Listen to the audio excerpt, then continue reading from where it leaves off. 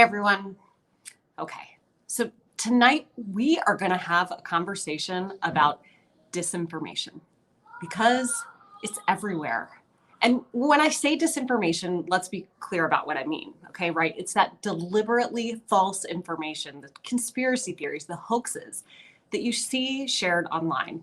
And often, as we talk about here, as so many of you post in our groups about the experiences that you're having with friends and family members, even sharing this information, and it can feel overwhelming and painful, and you can feel unsure about what to do about it. We're so glad that you come to our community to get that support because we can figure this out together.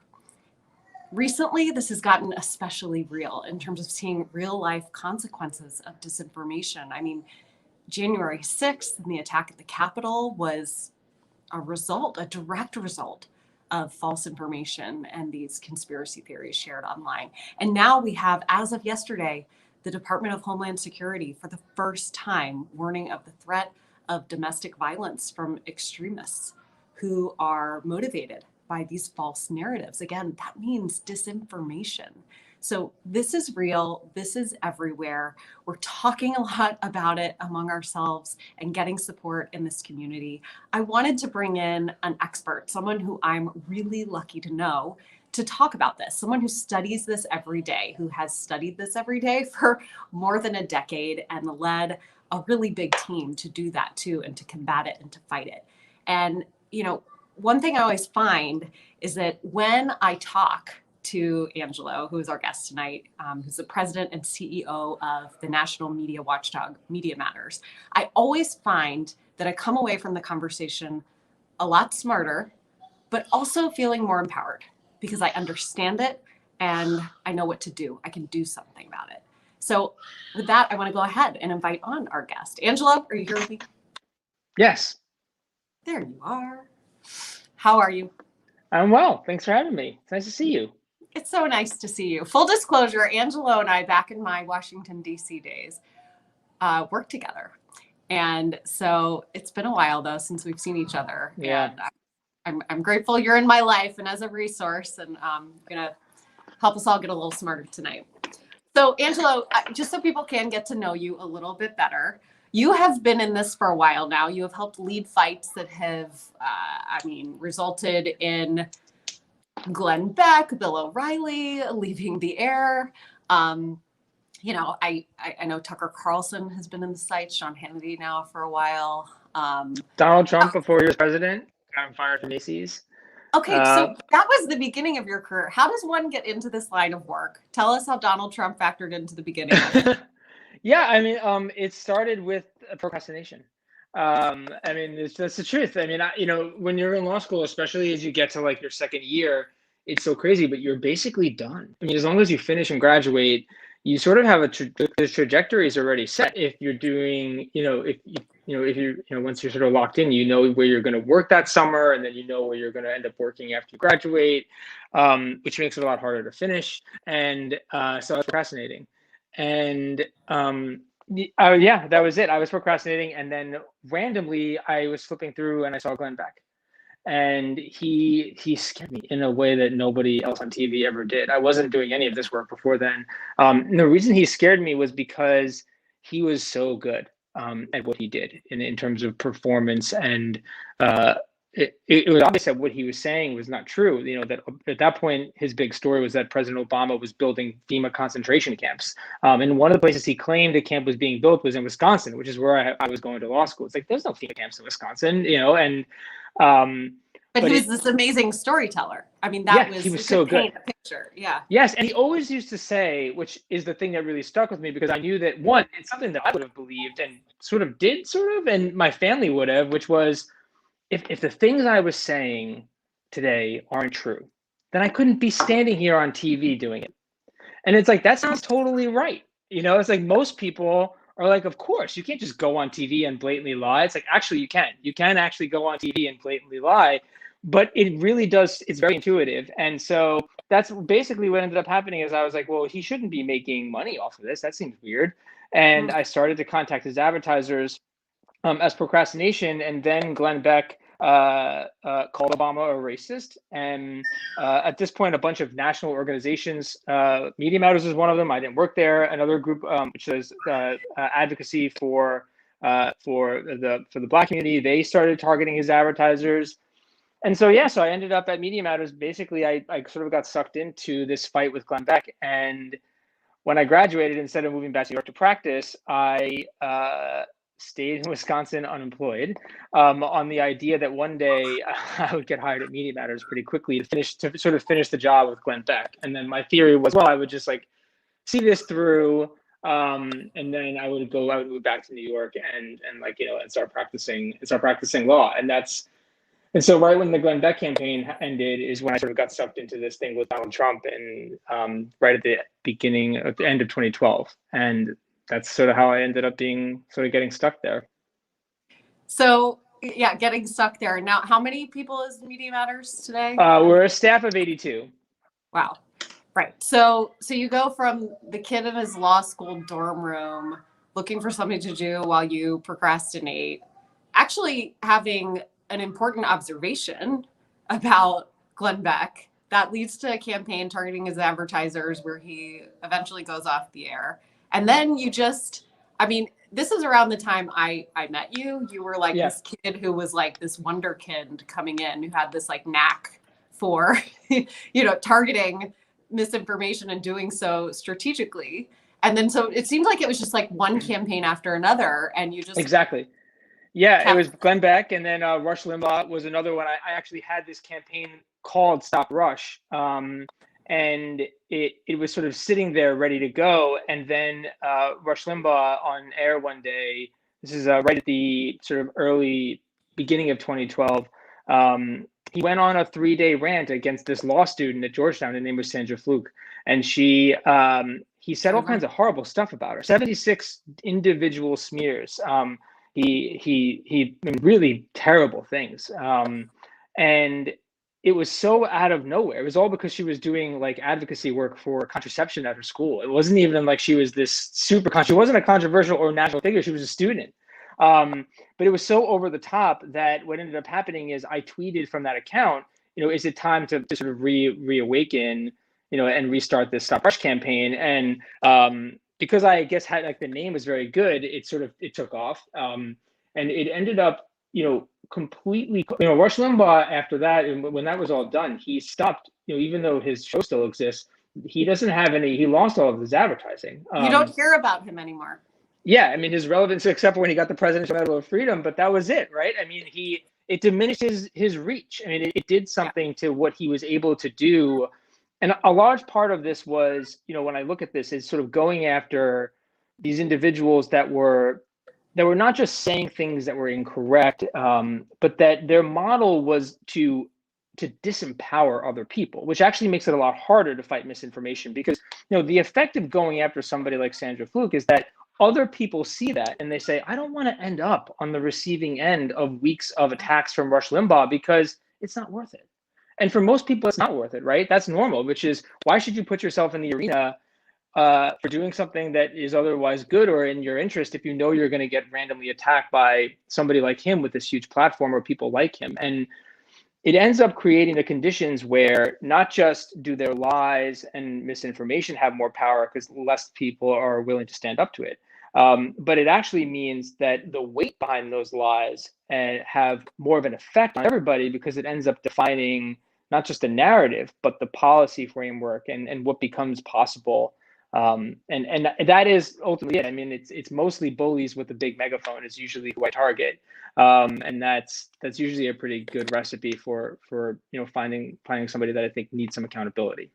So in this time period, we're talking about, around, I guess it's been about 12 years now that you have been doing this work in a really focused way. The media ecosystem has changed so much, and it seems like the pace of change becomes more rapid in the last 4 years in the Trump era. How has, we've been talking about people who are on Fox News. You've been talking about a right-wing radio figure in Rush Limbaugh, whose profile is diminished. Now the energy has shifted even more, in new ways. The ecosystem has changed. What do you think has changed most significantly about this whole ecosystem in the Trump era? Which is done. I say it's done. yes. I think the biggest thing, honestly, is that power is being organized on the fringes, on what used to be the fringes. And so by that, I mean, it used to be the case that whether it was misinformation or just the news of the day or the information of the day, it sort of worked its way up a food chain. You had Rush Limbaugh and Fox News, a couple conservative papers. There was a very, even if they had a lot of amplification from blogs and other radio hosts, they were really just amplifying a few sources. And in fact, people that followed Rush Limbaugh, for decades, he used to call himself the titular head of the Republican Party, and people referred to him that way as well. And that's because, they would call themselves ditto heads, which is, I'm echoing the thing that he said on his radio show. And what that means is that there's only a few sources. Even if there's a lot of amplification, they're just extra speakers, right? They're not new sources that you have to listen to. You only had to pay attention to a few. And what changed with Trump is that and this is what I mean by power organized on the fringes, is that he turned a whole bunch of individuals that either didn't think of themselves as media figures or never would have risen to any influential role into powerful centers. He used his social media feed to say, this conspiracy theory that was bubbling up on this website that had 300 people, something, I'm going to tweet that out today. And that became the story. So what he was able to do was pull stuff that otherwise would have been sidelined to the fringes and move it to the center of discourse. And he also targeted a group of individuals very purposely, communities very purposely. He started to interact with the Proud Boys as early as 2015, and which is a men's rights, which at that time was a men's rights gang. And because he understood that there was a lot of energy there, and same with this group called this sort of white genocide movement, which is this idea that white culture is decaying or dying or being taken away. Both of those groups were instrumental in organizing what happened in Charlottesville, and obviously it played increasingly large roles in our politics. And it's not an accident; it was on purpose. I mean, it's where he sort of got information from, and he would just plop it into the news cycle. And that's the difference. The difference is that in a way, Rush Limbaugh and those other people that used to be at the center, they just became amplification for stuff that used to be on the fringes. And that is by far away and away the biggest difference. So to me, it sounds like you could probably draw a direct line then between the way Trump was treating these individuals at the fringes and then the rise that has been quite recent of QAnon, which is something that, has not only attracted a lot of media attention out there because of these real world consequences and threats to our democracy that resulted in violence, but this is an everyday thing popping up in the lives. I mean, we all know people who have been sucked into this. And I think that people just have a lot of questions about like, how did we get here? How did it happen so fast? How did we get here? I think so QAnon started in right at the end of 2017, beginning of 2018. And it really was it was an anonymous account that was pretending to be or claimed to be an insider that was working in coordination with Trump to get out these secret codes that people would have to decipher. And it was around for a while. And it was obvious at that point, maybe in the spring of 2018, that it was going to be here with us beyond just a couple months, because they started to very strategically organize with different parts of like traditional infrastructure. So they started to commingle with extremist groups, and they grew, but not at huge amounts. They basically stayed around the same size for almost 2 years, even though they were labeled a domestic terror group in the end of 2019. They stayed about the same size. How we got to where we ended up was that after 2 years of them being roughly the same size, two things happened. One, in the spring of 2020, the QAnon groups started to talk more about coronavirus and the lockdowns and sort of make it this globalist effort to take down Trump, which got them more attention from Facebook algorithm. And the net effect of that was, if you look at the growth rates, news sites on Facebook had a 0.7% growth rate, average growth rate. Left-leaning sites had about pages and groups had about a 1%. Right-leaning pages and groups had about a 3% growth rate. The QAnon groups had a 24% growth rate. And we know from Facebook's own research that 70% of new recommendations to groups and pages come from Facebook's own algorithm. So Facebook was actually, its own algorithm was supercharging the QAnon movement by saying, wow, you like all these things, you may be interested in this, and recommending Q pages to people. That was one. The second one was Trump. In the course of the 3 years that QAnon was around, he tweeted QAnon content and retweeted QAnon activists, prominent ones, 300 times. More than 200 of those happened in the last 6 months. And so one of the things that he was doing very purposefully is that he was amplifying prominent QAnon advocates because he knew that that would get more attention to them, which would allow for them to grow. And they could then bring that to communities like Facebook. And those two things, had a big effect because they started to leverage culture moments. They spread out into non-political groups to start to bring in new people. It metastasized that's what happened. And Facebook and Trump are the two ingredients.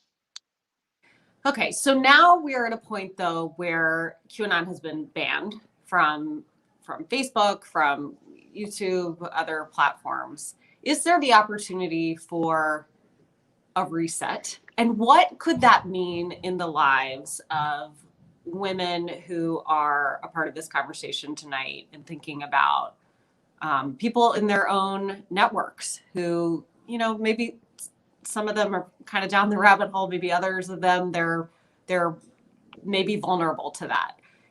What is the best way? Have you studied this, Angelo, of, I think sometimes people just feel so helpless and hopeless when they see these kinds of influences over people that they love. What is this a completely hopeless situation? Are we, potentially at a different point because of, these bans from the platforms? It's not hopeless. And I'm usually a little bit of a pessimist on these things, or I say realist, but it sounds very pessimistic, but it's not hopeless actually. And the bans, the all that really does, and all the platform stuff, what that does is take down the temperature a little bit. It helps. It isn't a solution. It doesn't fix the problem. Remember, it's social media. So the social part of it is the most important ingredient, which is what we do individually within our own social networks. I think sometimes we just, because there's so much discussion about the algorithm, how much reach these things have, that we feel entirely unable to have any meaningful effect. But the reality is that it is the social part is the part that matters. So we can't let the behavior change our own and get us to duck and cover or disengage, because that is the worst thing that can happen. So what the bans do and everything is they take the temperature down. And wait, Angela, I just need you to say that one more time, that if we disengage, what did you say? It makes the whole problem worse, because what it actually does is it not just misses those opportunities that we have in our own networks to influence people, but it actually tells the algorithm, it trains Facebook and others to think that is the dominant narrative. Yes. And it's hugely important. It really makes a big deal. I mean, it is ignoring these things. It doesn't mean just sitting there and fighting them in a pointless way is always the approach, but the idea behind a lot of this misinformation and disinformation, it often comes hand in hand with abuse, or attacks or trolling. But that is then the normal response when people see that is just duck and cover. You just want to avoid it. But that effect, it's much worse to not engage, because it is the social media part puts the responsibility back on each of us. And that doesn't mean that we all have to become fact checkers, but it is just like anything else, which is that people look to their networks for the norms and what's acceptable and what's not, and and should I be worried about that? The facts are important, but a lot of times it's the story that the facts support. And usually we use our friends, we use our networks for that. We all have friends that we know more about where the best places to get certain foods are, and if I'm buying a new piece of equipment, I have to talk to that friend, and we know one friend that's better at computers, so we ask them for recommendations. That's how we build everybody does that organically. It's no different when it comes to misinformation and disinformation and around a whole range of topics. And so when we disengage, it actually allows essentially a clear landing strip for those attacks. There's a reliance on that baked into a lot of the strategy behind real disinformation, like as you said at the beginning, where there's not just people saying things that aren't true, but then there's an intention to manipulate others as a part of it. It actually presumes real disinformation efforts bake in a presumption that you will actually be able to get enough people to not engage with it, such that it can become an effective and dominant narrative. And so it's so critically important. And I think, it feeds into the helplessness, which makes more people withdraw. It has so many compounding effects, and the more you let it go on, the worse it actually gets. So it feels even harder to restart. It's like me going back to the gym at some point. It's like you feel like that. It's like, oh gosh, but once you're there, it actually isn't so bad. And I feel like that's the same when it comes to fighting misinformation and disinformation. Well, I think that women sometimes, don't actually realize the power that we have when we are engaging our networks. It can feel, oh, well, I'm just one voice, who's going to listen to me? But actually by participating in a community that is finding support in one another, getting that trusted information, a place where you can come and ask questions and figure stuff out together. And then it is not nothing. It is not nothing to be out there sharing good information, engaging in conversations. All of this, especially when we think about with all of us doing that collectively, what that means. It's so true. And we did this thing back in 2017. One of the most disturbing statistics about the 2016 election cycle was that 40% of people that identified as left of center did not post content related to politics or civic engagement publicly on their social media feeds. And when you asked why, it's because they didn't want to be trolled, harassed, or abused. That's terrible. But one of the things that we were experimenting with in 2017 is we ran this experiment where we saw this very intentional effort early on about how increasingly young men were posting content that was coming from extreme misogynistic organizations and the Proud Boys and some others, and some white nationalist groups. But it wasn't so obvious. And the experiment we ran was really simple. We organized a group of volunteers, all young women, and the conditions were that they weren't super activists, so that's not what they were doing every day. And what they agreed to do was, in their social media feeds, we would identify one or two people that they were connected to that had been posting content related to white nationalism or Proud Boy stuff, and maybe we've identified as persuadable. And their simple thing was one message. They reached out to them through Facebook Messenger and said, did you know that this came from that Proud Boys, which is actually connected to this white nationalist group? And just so you're aware, it was all very not confrontational, but informative. In all of the instances where we ran this experiment, 100%, the individual responded by acknowledging that they didn't know, that it sort of came to them third hand. They were just reposting a meme.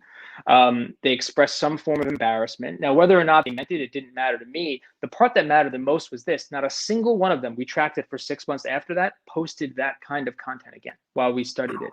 One interaction, had 100% success rate at changing the behavior of the individual that was contacted. And that's what were the key aspects of what were the key aspects of that interaction? How did you coach these women to be so successful?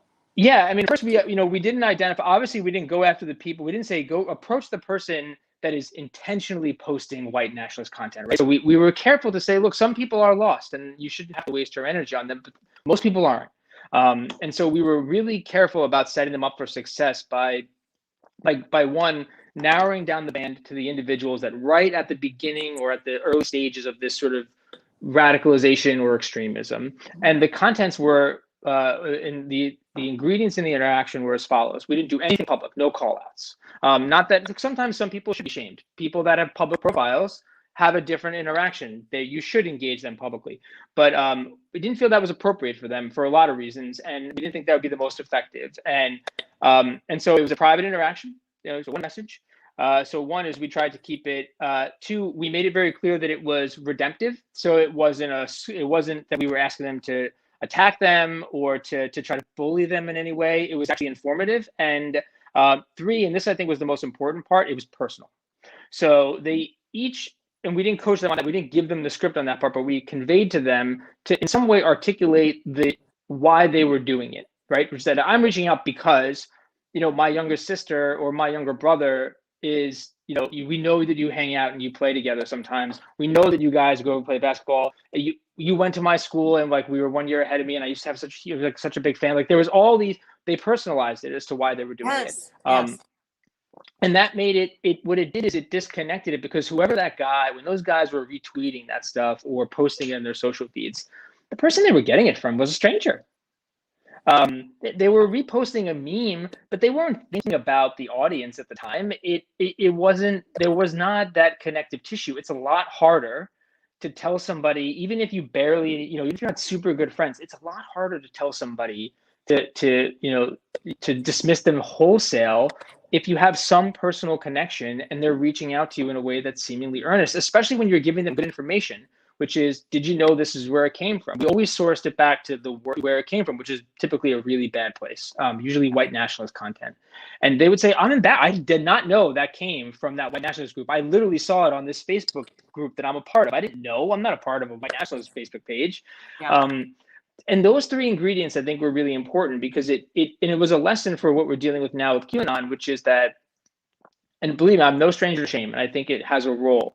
But a lot of times, especially here, part of the thing that pulls these people into these communities is the community side of it. And so when they feel like there's no pathway back, they have no incentive to engage.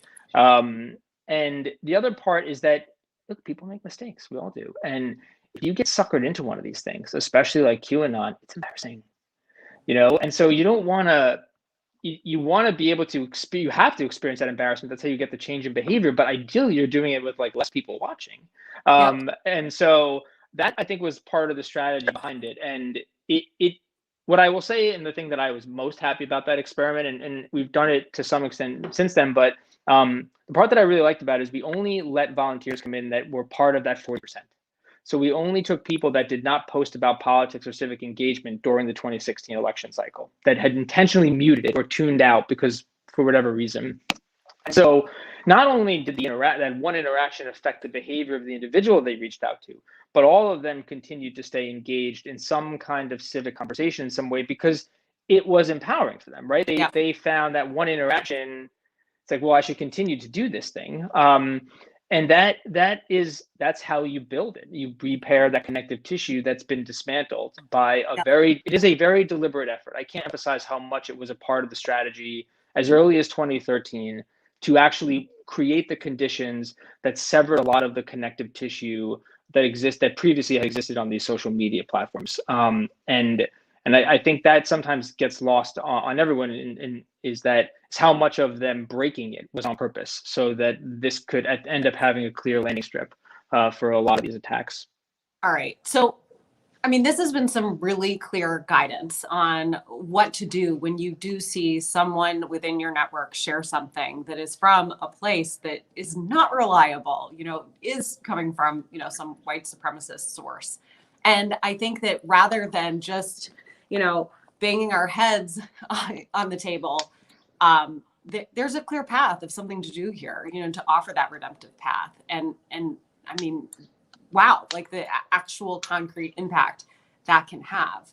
To me, that's really empowering, really encouraging. It's just a reminder that we do have more power than we think if we're willing to meet people, where they are. And that takes a little bit of courage, but it's also just recognizing how influential you can actually be, and that in fact, disengaging and stepping back from all of this only makes it worse. So, just as usual, I just want everybody to hear this as that invitation to continue to engage with this community, to ask questions, and for all of us to engage, with one another in a no judgment way.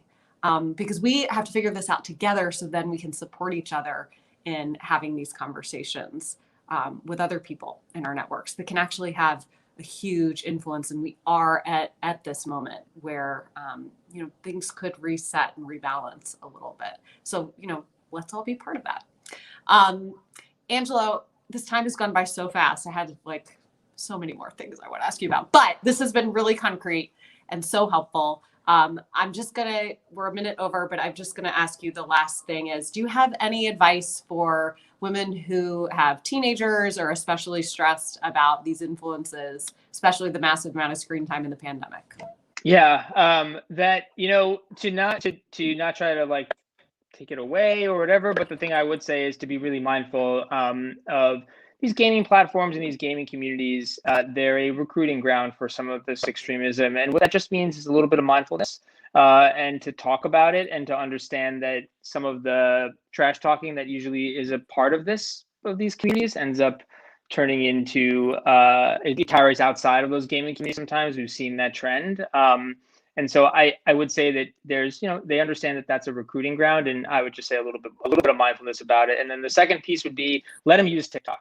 It is one of the nicest places for kids. I know it sounds terrible, but I will say that TikTok is an antidote for a lot. It is an antidote for a lot of the horribleness that's on the internet. And if they're using it, just let them, because I feel like of all the places, that's so far been a safe haven for getting people to be de-radicalized, but also making sure they don't turn into bad people so far. I mean, the moms and the grandmas are getting it on TikTok these days. Exactly. That's totally relatable. I love that advice. Okay, well, Angelo, take good care of yourself. This is a lot of toxicity to be taking in day to day. So take good care of yourself and hug that dog tight. Yeah. Angelo, there's a lot of pictures of his dog in the Twitter feed. So that is enjoyable.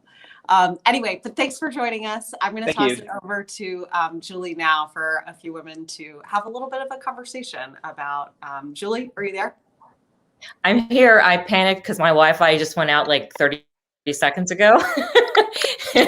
So I was panicking for a second, but I'm back. So nice. Hi, everybody. Hey. All right. Hi. Well, Let me say hi to Katie. Hi. I'm going to let you guys take it from here, mostly because I need to, while I still have everything Angelo just gave us, I need to make all my notes because I hope you guys found that as helpful as I did. And Julie, Susan, Betsy, Shanette, thank you for being here. Bye, Katie. Hi, ladies. Welcome. Thank you guys all for coming. I'm Julie Womack. I just want to say hi to everybody who's watching. I'm going to let all the ladies here introduce themselves. I'll start. Betsy, you're to my side, so I'm just going to start with you and we'll go around. But just say hi and introduce yourself. I'm Betsy Kleinman and I'm from Dallas. Nice. Thanks for coming. I appreciate it. Okay, Shawnette, tell us about yourself. Yes, hello everyone. My name is Shawnette Strickland. I currently serve as Reynoldsburg City Council for representing Ward 1. And that's Ohio for you guys watching. That's Ohio, Reynoldsburg, Ohio. Reynoldsburg, Ohio. All right, Susan. Hi, I'm Susan Shaw. I'm in Cleveland, Ohio, and I work with Red, Wine, and Blue. And hi, Betsy. We've been on a couple of calls together. Nice to meet you, Janet. Exactly. You ladies.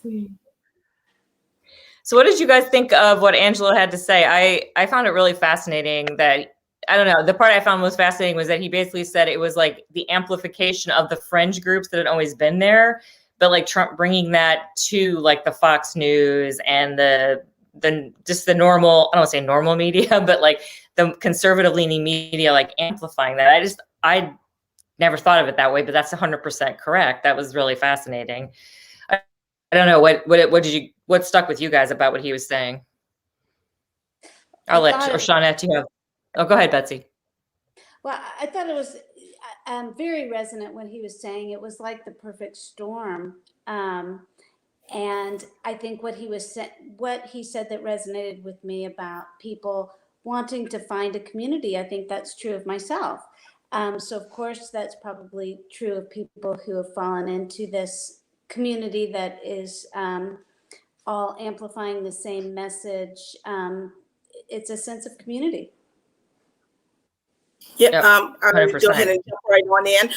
Social media is everywhere, right? And it's that algorithm that happens when you are liking a page or someone sends you a message through the messenger, and how other things start to pages or other likes come about based off the algorithm that occurs. So, one of the things that I try to look at is who's liking what. That social media is everywhere, and it really stood out. And unfortunately, when it came to the Trumpsters, that social media just picked up really quickly, really rapidly when spreading disinformation. Right, and the fact that the algorithm feeds this stuff to you, like if you like a conservative talk show person, then it feeds you something a little further right. Like I think it started with the concept of like if you like to read, you're in a book club, then it's going to feed you good book recommendations, and it's that it was supposed to be kind of like obviously getting you more face time on social media, but it got really skewed with this. I don't know, with this aspect of it. So. What about you, Susan? What spoke to you from Angelo? I could have listened to him for another hour, probably. Yeah. It was so fascinating and scary. But when he talked about the dominant narrative, and if we disengage, which is totally illogical how you would think, because your reaction is, I'm going to ignore this crazy person I went to high school with, who I haven't talked to in decades, who's completely flipped out, and I'm just going to hide him because most of the time it's him. Right. But that's hearing him tonight talk about, that's the complete opposite of what you should do. You should engage in this very personal manner. Right. I know. And Betsy, or Sean, let's start with Betsy, but like, I'm sure, what do you do? I mean, I'm sure you've seen this come across your feed. I mean, what's your reaction when you see just something that's a little out, either way out there or a little out there? My reaction is exactly what he said not to do, is to hide and, to sort of purge those people from my page and my energy sphere, because I don't have the right tools to engage. And I learned a lot tonight. Yeah. I'm sure you see the same thing, Shauna. You see this come across your feed, and what's your reaction? Absolutely. I know there was some misinformation that was put out there on, Reynoldsburg City Council regarding that we were actually bringing a lion's den, and there's nothing wrong with that. But with misinformation, we end up getting so many letters and not supporting the lion's den coming to Reynoldsburg, Ohio. And the fact was, we were just updating the codes. That's it. We're trying to protect, who our neighbors are, and put some safeguards in place.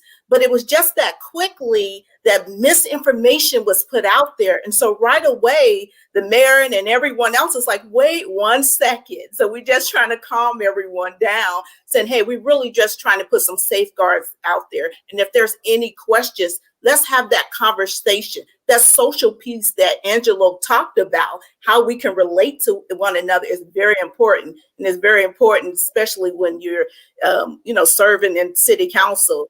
So just trying to calm people down, get the right information out there is so important. So we have to, speak up in a way so our people will understand, no, we're really trying to protect people. I was wondering, since you're an elected official, you have to deal with the general public, and they obviously get all kinds of information. So how did you guys get that? How did you get that out? Was it just through social media, or just did you have to go speak places, or how do you counter that? Yeah, so the good thing right now, all our city council meetings are during Zoom and Facebook Live. And so once the mayor kind of understood what was going on, because everyone was taken back because we didn't have a clue.